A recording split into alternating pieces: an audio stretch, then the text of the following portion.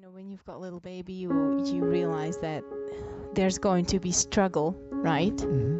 But you are willing to accept them with everything that comes with it, right? So basically, parents who are not willing to accept their children as they are, they're not willing to validate their children for what their strengths and their weaknesses are, then they then have unrealistic expectations for their children. You know, they put their perfectionism, they project their perfectionism onto their kids, and they expect their kids to be perfect, and it's horrible for the kids. It's horrible. It's horrible because kids are not stupid. They feel this, right? They don't know how to say it, but they feel that they are living with people who are constantly disappointed in them if they're being themselves, right?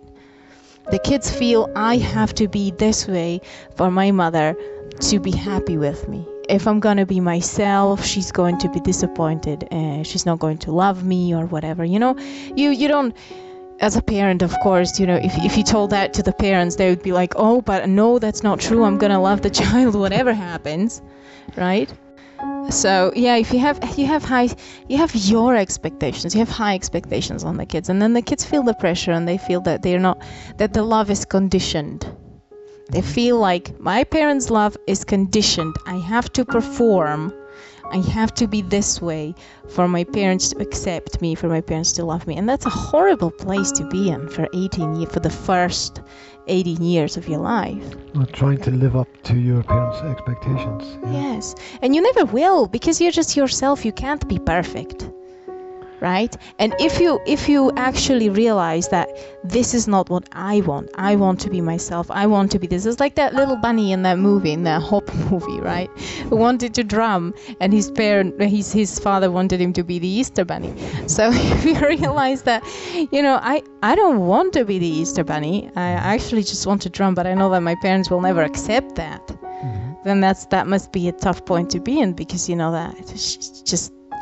Because your parents' love is everything for you when you're a kid. It's the whole world.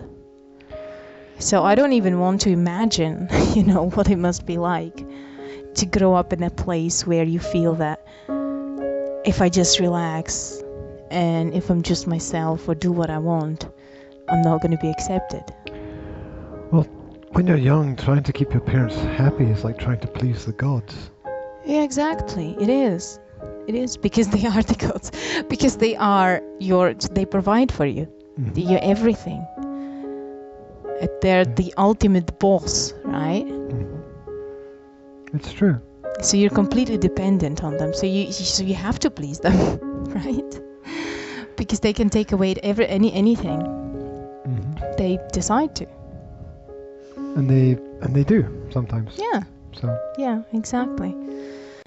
That's why I go for less control and more autonomy for children, because it must be so frustrating. It's like somebody mentioned to me or wrote on Facebook, you know, if my daughter misbehaves, I found out that my daughter likes her dresses. So if she misbehaves, we take away the dresses, right? And she has to wear whatever else she has. And then if she's nice again, or good girl or whatever, then we give her the dresses one by one. And I'm thinking, that's just horrible. It's like training a freaking guinea pig or something, right? It's just not. It just goes completely against my everything. That kind of behavior towards the kids, it's humiliating. So what would be a solution? I mean, obviously communication would be very important. Communication. I don't agree with punishment, okay? I just don't agree with punishment, whatever the form it is, whether it's a timeout or a beating or taking away dresses or whatever. I just don't like that. I like either you let them experience the natural consequence. And I'm talking about the natural consequence, right? You know, you talk to them and you try to communicate it out. You try to find out. You ask, well, what would work for you? or I don't know what kind of bad behavior that could be. I mean, what would it be? Well, like, say they're fighting with their younger sibling, right? And they hit them. They hit the younger sibling. Well, then I just talk it out and say, why did you do that? Is there anything that we can do? I would explain, this is not the way that we solve conflicts. Is there anything that we can do to help? Why did you hit the child? Okay, well, my younger sibling was playing with my stuff. Okay, well, can we find a place for your stuff where your younger sibling won't be able to reach it, right? Could you have talked to the younger sibling first? Could you maybe tell us when you have a problem so that we can help you solve it without hitting anybody? You don't have to punish them. It's just not how you solve conflicts. That's how you escalate conflicts.